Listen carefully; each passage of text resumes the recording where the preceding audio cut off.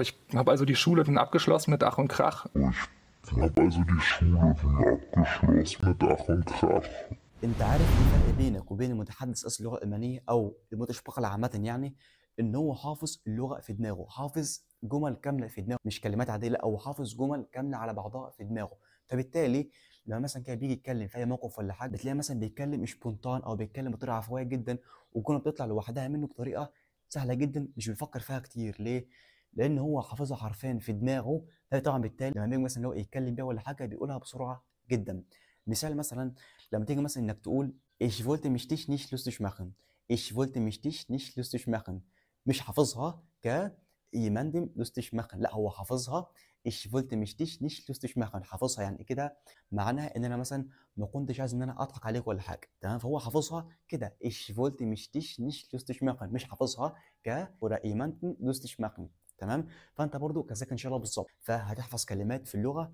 للاسف كلامك هيكون بطيء جدا جدا ومش مترتب خالص. هتحفظ جمل وتعبيرات في الالماني، ده اللي هنعمله النهارده في الفيديو بالتحديد. ان شاء الله كده معانا 4 أو 5 تعبيرات في اللغه الالمانيه او غير فيندونج هتنفعك جدا في الكلام.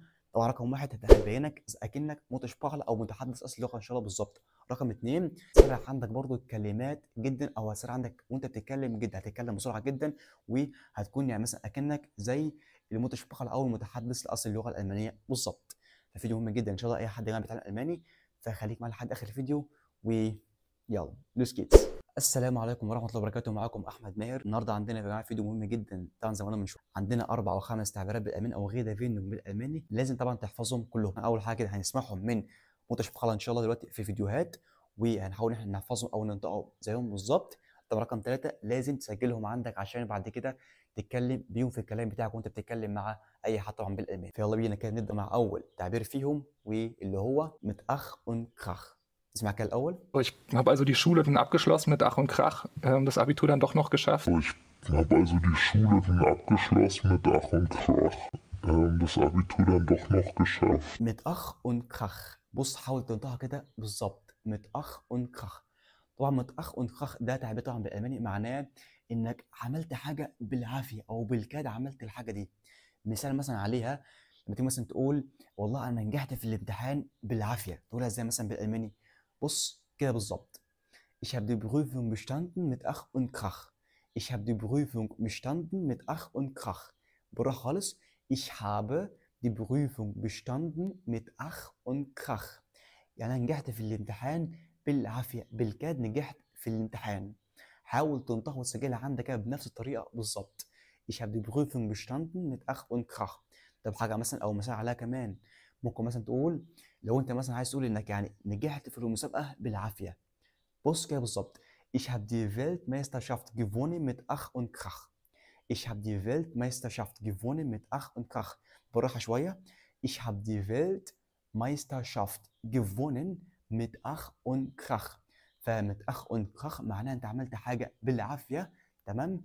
وطبعا أهم حاجة سجلها عندك كان شرف كشكول، وحاول تحطها في كلامك بالظبط عشان وأنت مثلا بتتكلم مع أي حد ولا حاجة تتكلم بيه وتبهره بيها. يلا نخش على اللي بعده. Da liegt jetzt der Hund begraben. Da liegt jetzt der Hund begraben.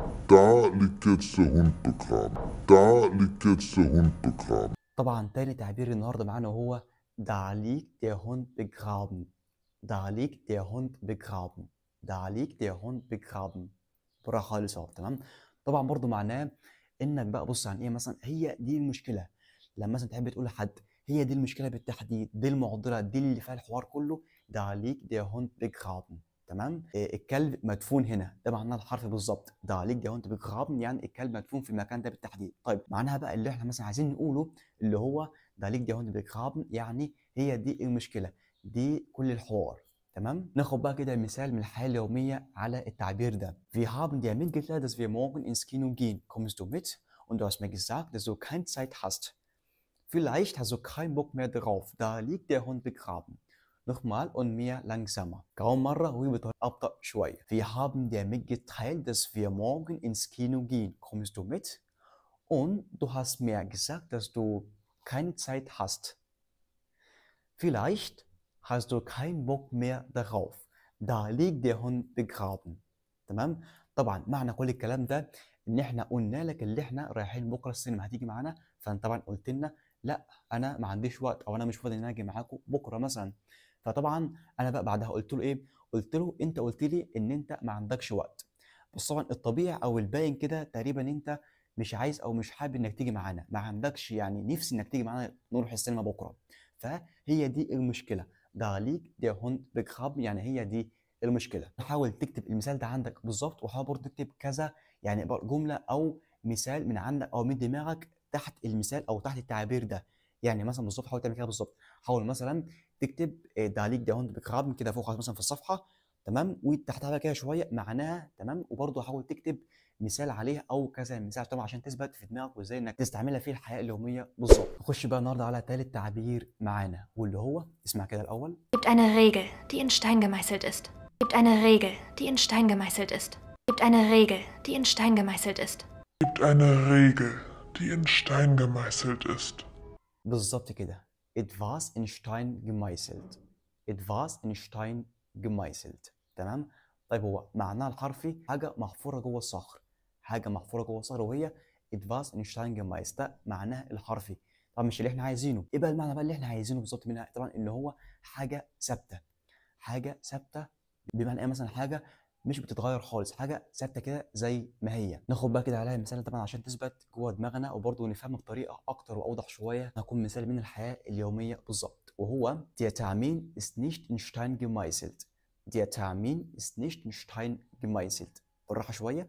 der Termin ist nicht in Stein gemeißelt، يعني الميعاد ده مش ثابت، مش ثابت، تمام. ist nicht in Stein gemeißelt يعني ده حاجه مش ثابته. يلا بينا نخش على اللي بعده. ناخد كده المثال رقم 4 اللي بعده. اسمع كده الأول. Das finde ich, da werde ich fuchsig, wenn ich, das finde ich, da werde ich fuchsig, wenn ich, das finde ich, da werde ich fuchsig, wenn ich, Das finde ich, da werde ich fuchsig, wenn ich طبعا ده fuchsig werden أو ده werde ich fuchsig معناه إن حاجة بتعصبك، حاجة بتنرفزك جدا. das nervt mich، das macht mich sehr wütend، حاجة بتعصبك، حاجة بتخليك متنرفز.